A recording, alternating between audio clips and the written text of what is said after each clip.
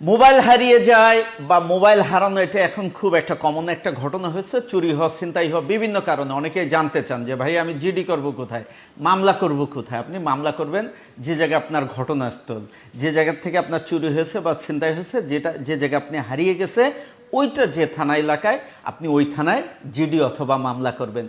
এমন আরও অনেক বিষয় নিয়ে কিন্তু আপনারা দ্বিধাদ্বন্দ্বে ভুগেন যে মামলা করবেন কোথায়, আসামির বাড়ির ঠিকানায় না আপনার বাড়ির ঠিকানায়।